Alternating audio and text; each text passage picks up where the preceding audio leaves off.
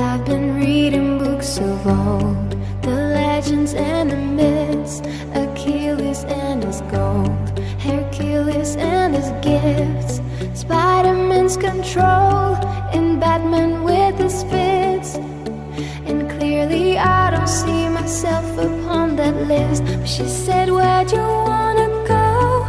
How much you wanna risk? I'm not looking for somebody with some superhuman gifts, some superhero, some fairy tale bliss.